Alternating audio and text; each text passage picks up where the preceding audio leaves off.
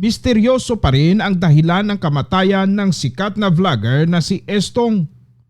Ayon sa mga ulat na lumabas, posible raw na nakuryente ito dahil sa mikropono ng video okay. Ayon sa hepe ng Kulasi Police Station, hindi pa nila matukoy ang tunay na dahilan ng kamatayan nito dahil hindi pa nila natatanggap ang medical records mula sa ospital. Patay ang isang sikat na vlogger dito sa Antique matapos umanong makuryente dahil sa grounded na video okay machine. Sa ngayon ay nandito na sa Kulasi Police Station, nasa custody na ito yung video okay machine.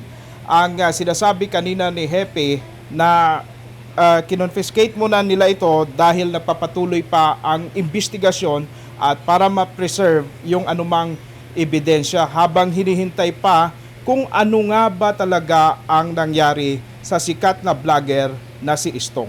Para malaman kung ano ba talaga ang nangyari, mas minabuti naming puntahan ang resort na ito sa Kulasi Antique kung saan naganap ang aksidente. Kasama natin yung caretaker ng resort kung saan nangyari itong pagkakuryente ng isang sikat na vlogger dito sa Antique. Ma'am, ano po pangalan ninyo po? Ginabas po. Opo. Pwede mo bang ikwento sa ating mga tagapanood paano po nangyari ito? Nangyari yun, nag-outing sila, tapos yung nagbibiruan pa yung mga kasama niya dito, pinaglaruan yung microphone. Tapos yung si Estong na naghawak ng microphone, siya na yun na nag-grounded. Yun. At sumigaw na yung girlfriend niya na kuryente daw. Tapos yun, takbuhan kami. Tapos kin-off ko yung kuryente. Tapos yung asawa ko dito naman pumunta at tinulungan na namin. Yun. Mga anong oras po yun nangyari? Mga tanghali kasi kakain na sila eh. Yun. Anong okasyon nila po? Celebration daw ng nag-graduate yung niya, yung batch sa college siguro. Ayun, parang nagpasalamat siguro. May outing Oo, sila. oo. Madalas ba dito si Super Estong sa lugar ninyo? Dito talaga yan parati. Pag may mga Pag special may occasion? yan, dito pumupunta. Kahit maboring siguro sa kanila yun, dito pumupunta. Tapos mag-video kay. Tagay-tagay, yun ang niya. Yung gusto niya. Tapos close din kami niyan eh. Lagi niya akong binibiro, ayun. Yun bang video okay ninyo sa nakalipas na mga araw before na magamit grupo nila Estong, mayroon bang reklamo na nag-ground sila doon sa microphone? Yung kasama ko nagsabi. Tapos sinabihan namin yung apo ng may-ari. Tapos akala ko noong linggo ayos na kasi kinakantahan na nila. Tapos yung pagkalunes, tapos yung pinaglaruan nila akala ko naayos na kasi hindi naman sila nagreklamo sa akin. Tapos pag pumapasok kasi sila yan, nasanay na sila na sila lang ang bukas. Dito na sila. Sanay na sila yan. Kahit wala kami dito yan, sanay na sila pumapasok. Tapos pag uwi ko, binibigay na nila sa akin yung bayad nila. Nasanay na kasi sila dito yun. Comfortable na kayo sa kanila at sila rin. May din ako sa kanila, may tawag? Tiwala na ako sa kanila kasi kahit hindi mo yan sisingilin, paglabas nila yan, iniiwan nila yung bayad dyan. Tapos kung sino makita nila, binibigay nila, ito yung bayad namin. Kaya nagtitiwala talaga ako sa kanya. Kaya kahit dito, pinababayaan ko sila kahit kung parang nasanayan ko na ba siya. May tiwala ako sa kanya. Kaya sabi ko nga alam na ni Estong yun kung saan ang maganda na video key, sabi ko. Tapos tumatawa rin siya. Tapos, na yung pipili. Tapos yung narinig ko, yun na talaga, sumigaw na sila. At saka nakita ko na nakatihaya. Dito na nakatihaya. Saan banda si Estong nakatihaya? Dyan, dito? kasi ang video key dyan banday. Hawak niya po ang microphone? Oo, hawak niya pa. Tapos pero utod na yung wirings. Naputol? Hinila ng mga kasama niya. May paso si... Wala. Grabe Kaya nga kahit Hindi na ako nakakain kasi hasta sa gabi. Parang inisip ko na, bakit ano nangyari sa kanya? Kasi parang hindi naman maniwala ka na ganyan talaga mangyari sa kanya eh. Na marami naman na grounded, hindi naman ganyan talaga. Tapos sabi ng iba, ako nga na kuryente, buhay pa rin. Tapos sa kanya microphone lang. Parang hindi rin kayo makapaniwala. Parang hindi. Tapos tanong kami sa mga electrician, sa mga ano. Sabi niya, hindi naman, ano yun, ganyan talaga na makuryente ka, mamatay ka. Sabi nila. Kaya nga ang hindi isip ako makatulog sabi ko. Yung pagka-ground sa microphone. Grabe. Kaya nga nagtataka talaga kami. Nagtatanungan kung makakamatay ba yung microphone, sabi namin. Marami naman na sabi ng asawa ko, sa pamangkin niyan. Sabi niya, hinahawakan ko pa nga, hindi rin ako na kuryente. Sabi niya, nag-grounded talaga yan. Tapos hindi naman nakakamatay yan. Tapos sa kanya, siguro, dyan talaga yung ano niya. Sabi ko, dapat kanina lagi, nagtanong sila sa akin na, kakanta kami, sana na sabi ko na doon na lang kayo sa kabila ko. Hindi naman kasi nagsalita. Sabi, akala ko dito lang sila mag-uupo at saka kakain. Hindi ko naman akalain na ganyan na mangyari sa kanya. Hindi. Kaya ikaw ngayon, parang hindi rin ikaw makatulog dahil close rin kayo ni Estong tapos nagsisisi din ako kasi sabi ko, kung nagsabi lang sa akin sana na mag-videoke, hindi ko na talaga pinayagan dyan eh. May ibang video. Mayroon ng iba dyan eh. Kaso lang hindi sila nagsabi. Kaya nga, parang tinatanong ko yung sarili ko. Sinabihan ko pa si Estong, sabi ko, alam mo na kung saan yung maganda. Bakit dito pa sa pangit? Sabi ko. Ayan. Kaya iniisip ko yung sinasalita ko sa kanya noong habang nagluluto siya. Yung pagluluko niya sa akin, nagsasalita ako, tapos nagsagot-sagot siya doon. Binibiro ka? Binabiro ka niya? Parang yun, parang parang yung iniisip ko, sabi ko, bakit ano ba yun? Huling biro huling biro niya pala sa akin. Tapos, alam mo na Estong kung saan ka na magpa-plaster doon, alam mo naman kung saan yung maganda, sabi ko. Tapos, tumatawa din. Tapos yun pala, yun na lang ang last niyang sa akin, binibiro. Komedyante talaga kasi si Estong kahit sa totoong buhay pala. Ganyan siya yan, pagdating dito, na yan, biro-biro na yan sa akin. Pero ito, masakit ang nangyari kay Estong. Kung may mensahe ka sa pamilya niya, anong gusto mo sabihin? Magpakatatag lang sila kahit ako din, hindi ko masakit din sa akin. Kasi nag-close na kami. Tuwing pumunta siya dito yan. Niloko niya ako. Ganon. Hindi ako makatulog, hindi ako makapaniwala sa nangyari sa kanya. Tapos sabi ko, alam niya naman na kung saan ang maganda. Dito pa siya napunta sa pangit na videoke. Kung nagsabi lang siya sa akin, tapos alam naman ng miga niya, yung girlfriend niya, kung saan sila nagpa-plaster tuwing pupunta dito sila yan, sir, doon yan, nagpa-plaster sa may malaking lamisa na yan. Diyan yan. Doon sila nagpa-plaster. Masakit din sa amin. At saka hindi ako mapaniwala. Tapos kung ano kailangan niya dito yan, sabi niya, pahiram ako na kahit yan, kukunin ko. Tapos pag wala ako, wala dyan, dito sa bahay, sabi ko. Kanya, yun ang masasabi ko kay Estong. Si Police Major Paul Kenneth Magan, Chief of Police ng Colassi PNP. Sa Tagalog na po tayo, no? Ito po yung nangyari sa isang kapatid natin sa vlogger po ng Antique. At masama nga parang binawian talaga ng buhay. Any information po, nandito po yung RMN at ang PB News Online sa Kalibuak lang, sir. Good morning, sir. So, sir, good morning sa lahat po ng mga members ng media, sa RMN, sa PB News, sir, sa INSFM. So, yun nga po, sir, unfortunately, namatay po yung ating victim, which is si Simon Kapindit, sir. Alias Estong sa vlogger or Super Estong sa vlogger, 23 years old. And born on October 4, 2002, resident of Barangay Lipata, Ulasi, Antique. So, based on our report, sir, according sa kanyang ang nag-report kasi dito sir yung auntie niya eh. So, ang incident talaga happened around 1 p.m. to 2 p.m. at by One Spring Mountain Resort at Barangay Kamansian, Kulasi, Antique. So, nandun sila sir para karoon ng happy-happy as according sa kanyang girlfriend is graduation ng isang nilang grupo. So, according sa girlfriend sir, which is na-interview namin kagabi, si Mama Jamela Cabrillos, ang iyang girlfriend. So, according sa kay Ma'am Jamela sir is ano sila sir, mayroong videokihan doon.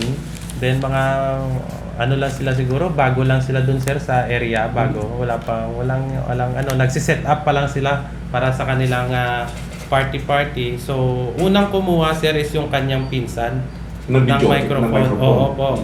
So, eventually sir, mga is ganon daw yung nature ni Istong, Bebo, kinuha niya yung microphone. So, mga ilang minutes pa daw sir, kumuha, scroll pa siya sa songbook. Then eventually nag-type siya ng song, hindi ko lang alam kung anong song. Then eventually pagtalikod niya, yung dito daw banda, bigla lang siya napasabi ng ouch. So yun, natumba na at umihi na po dun sa kanyang salawal. So eventually yon yung girlfriend niya sa kanyang taranta, kinuha niya yung cord para tanggalin. Then yun na po, agad na po nilang dinala yung victim sa Capulasid District Hospital and eventually ni-refer po sa Angel Salazar General Hospital po sir. Then unfortunately kahapon nag-expire na po yung victim natin. So yun lang po sa amin, and based on sa investigation, meron din po kaming sariling mga investigation. Accordingly, actually po kahagabi nandito yung family. So hinintay na lang po namin yung death certificate niya, and ngayon po magko-coordinate kami sa family kahit na alam namin na sa sila malungkot, respect namin, pero we will ask them kung willing sila pong ipa-autopsy yung bangkay, and also nag-coordinate na rin po kami sa BFP para makapag-request ng expert na electrician para mag-conduct po ng investigation dun sa alleged electrocution. So wala palang basehan pa ngayon kung talagang nasa microphone talaga yung current or power na... Yes sir. So titingnan natin sir kung merong doon based on the death certificate or sa kung i-autopsy nga sir, kung merong reason doon or cause ang kasi according sa sir, yun lang naman hinawakan niya eh. So walang ibang wire na wala na po sir, yun lang po. sa kanya. Then according sa kanya sir, meron din nakahawak prior to that. And nung grinab niya daw sir yung wire, hindi naman daw po siya na kuryente according sa girlfriend. Pero yun nga sa amin sir, we will dig into deep, baka may mga negligence sa part, and hopefully ma-furnishan po kami ng copy ng kanilang death certificate, and hopefully pumayag po kung ano man po ang gustong mangyari ng family. Pero sa part po namin is nag-conduct po kami ng ocular inspection dun sa investigation sa area, sa crime scene, and ngayon po nasa custody na po namin yung microphone, wire, and yung buong video cassette, sir. Okay. So wala talagang wire na nakapulupot o ibang extra wire doon maliban talaga sa microphone. Wala sir, yun lang po sir according sa girlfriend. Kasi sir, alam mo, halos ngayon na marunong na mag-video okay, no? At alam po natin na medyo mahirap paniwalaan na may ground o may talagang power yung microphone na yan. Yes sir. So, sa isip natin, delikado pala mag-video okay, lalo pag may microphone na yan. So, talagang tinitingnan natin sir ngayon, baka mayroong mga leak or ano tawag ko? Leakage. Pinano natin Or damage, kung may damage o yung kung kasi actually yan nga sir sabi mo, nature natin mag-videoke. Oo. Although meron tayong may na ano. So tinitingnan natin baka na-triggered, meron siyang other na sakit na Yun. na-triggered. So for now ma'am, hindi pa kami makapagsabi kasi wala po kaming hinawakan na mga medical legal or certificate regarding po sa attending physician niya. Sa amin po, gagawin lang po namin kung meron bang, tinitingnan po namin kung meron po bang negligence sa part po ng resort owner. Kung minutes pa lang na nagandun sila, ibig sabihin wala pang nag-isang kanta. Siya pa lang sana. Yes sir, accordingly sir, bago lang sila. And ang according sa statement ng girlfriend, gusto ni Isto, siya yung unang kumanta sir kasi gawa nga daw na happy sila. Bibo itong si Bibo po si Kablag. Istong. Istong. Opo. Sa physical body ng victim, sir, may nakitang Burn? sugat. According sir Sunog. sa ano sir, wala po. Wala pong ano. Pero kaya po nga sir, syempre mabilis po nangyari. Hindi, yun po, iniintay namin po yung ano yung medical, ang death certificate niya, and also kung ma-autopsy po at malaman na, ma-determine talaga natin yung ano. So, we respect po namin ang family since nag-mourn po sila sa passing ng kanilang anak. According kagabi nga po medyo emotional yung nanay. Pero sa amin naman po gagawin lang po namin yung investigation namin para at least po malaman natin kung meron ba talaga, or it depends sir sa medical death certificate kung ano ba talaga ang cause of death. Natanong niyo ba, sir, kung during sa paghawak niya ng microphone, baka basa yung kamay? Hindi daw sir, actually sir, bago pa lang sila sir, hindi daw talaga sila walang basa. Hindi, according sa girlfriend sir, walang ba. Yun pala sir yung statement na basa yung short. True cause ng pag-ihi niya po sir. Okay, umihi siya. Umihi siya po sir. Oo. Kaya po yung una natin kasi di po natin na-interview yung girlfriend kasi nga po nandun sila sa hospital, and kahapon pinalo up po namin. Yun pala yung cause na kung bakit na Umihi. basa Basa yung yung short microphone. niya. Kasi according sa kanila, hindi pa talaga sila nakakarating pa lang nila po sa area. Sir, Major, ano po ang status ngayon ng resort po? According sir, nag-coordinate kami kay Mayor. Actually, kakausap lang namin. And mag-i-issue yata si Mayor ng closure order. Sir. Closure order. Sa regarding para dun sa ongoing investigation natin. So yun po yung initial namin ni Mayor. Nag-usap po kami kanina. Natawag po ako. And titingnan din po namin or isa-suggest din po namin kung meron po bang existing business permit yung resort. resort sir. So then isang grounds din po yun para sa closure talaga. Sir, palagi bang ginagamit itong video okay, or baka sa isang buwan, isa lang, o Accordingly sir is marami naman po sir ang gumagamit. Gumagamit. And hindi lang po namin sir na na-determine, wala pa po kami na interview, pero based on sa mga naririnig namin is meron din po talagang naka-experience na nag-ground. Ayun. Pero yun pa po sir, tinitake namin, tinitingnan namin, and eventually makuha po namin yung mga statement nila para ma-support po natin dun sa ongoing investigation. Ano to video okay, sir? Yung talagang may TV na yan. tapos Yes sir, may body. actually nandyan sir. Dipindot sir Pinipindot, sir? yun, ganon. Then may wire sir. Actually nasa custody na natin sir para at least ma-preserve Sir, natin yung sir. kaso. Para kung kasi kami sir sa police wala kami pong expertise pagdating sa ganyan, electrical. So nag-seek help po kami doon sa BFP kasi meron po silang trained na personnel with regards doon sa electrocution and arson investigation. Ayun, okay. Sir, pwede niyo po ma-describe yung location ng victim? Kasi baka yung moisture ng paligid baka naka-apekto dun sa So according sir, sa may swimming pool siya sir Then malapit lang. Dagat kasi. Hindi sir, Inland resort siya? sa inland siya sir, Okay. inland. Pero accordingly sir, sa kasi medyo siya sir maraming kahoy. Kung tanghali sir, hindi natin maalam sir kung anong humidity dun sa area. Pero kung may mga falls sana sir, yun makaka-affect yun sir kasi may mga moist na lumilipad. So inland siya sir, yung may parang swimming pool. Then yun lang sir, based sa sabi ng girlfriend, hindi pa talaga sila nakaligo. So literally Maga pa. tuyo po sila. So, sir, hindi po natin ialis dito yung may-ari. May negligence sa part nila. Alam po lang pala nila may ground na. So yun po yung tinitingnan natin, sir.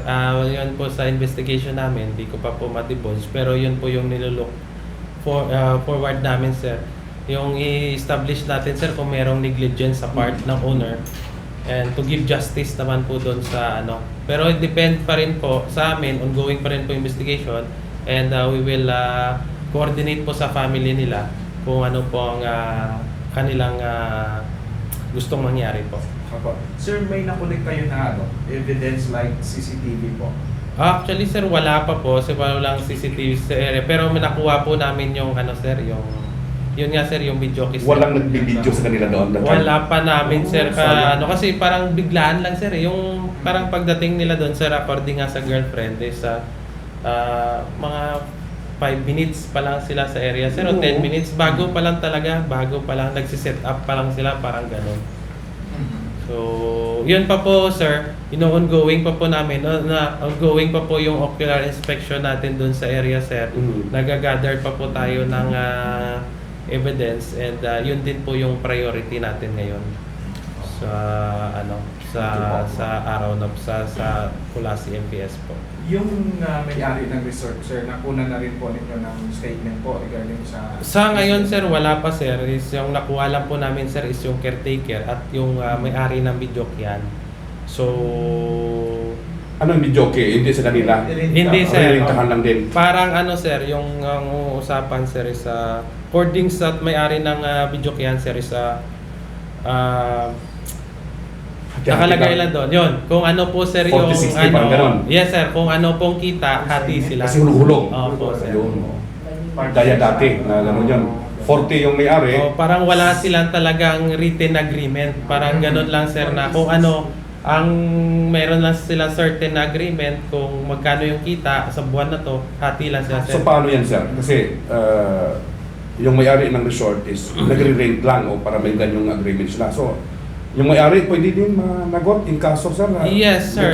Titingnan natin, sir, kung sino ang may liability sa regarding sa base sa investigation natin. Pero I'm sure, sir, na kung sino talaga ang pag may na-prove tayong negligence, we will file talaga cases kung sino man yun, sir, as long as ma-determine ng base ng ating investigation. Sir, pag-unahan na namin kayo, sir. Alam po, pag may mga ebidensya or mayroong mga nakikita ko yung mga pagkakamali sa resort owner and the owner of Bidyoke, anong possible case? Yes, sir. According, sir, makikita natin dyan kasi negligence, Negligence sir. yan. Ang possible na cases na ma-file natin sa kanila, sir, is reckless imprudence resulting to homicide or physical injury, kung ano man, Parang sir. mababa lang, sir. Yes, sir. Pero yun Wala, kasi, sir, doon tayo yung pupokus, eh. yun kasi talaga, sir, kasi hindi man yan katulad ng homicide na Oo. ikaw mismo, sir, as an accessory. Correct, So oo. doon is tinitingnan lang natin, sir, is negligence. So eventually, sir, kung makita natin na merong negligence, pero I'm pretty sure, sir, na kung merong negligence, meron talaga pong liability kasi kung ikaw man as a business operator, ano mo talaga, concern mo yung safety ng mga customers. Customer. Yes, sir. Sige po, sir. So, yun lang. So, madali lang malaman niya siguro kung may business permit sila kasi andun kagad sa munisipyo yun. Yes, sir. Yes, sir. Meron ba, Nag-coordinate pa. Nag-coordinate pa kami, sir, sa ano. So, inaano pa ng NGO. Pero initial na instruction ni Mayor is magpapalabas siya ng order na Close muna. for immediate closure ng tawag nito, ng resort po, sir. So, we will dig deeper na lang po dahil agad dyan, sir, kung meron o wala, sir, sa ano. We will update nyo po, sir. Pero for the meantime, focus on the family, sir, kung ano yung ano, para ma-request natin, sir, kung ma-autopsy at ma-determine talaga natin, sir, Sige po, sir. yung cause ng kanyang death, sir. Sige, sir. Yes, sir. Police Major Paul Kenneth Magan, sir. Thank you so much. Thank you very much, sir.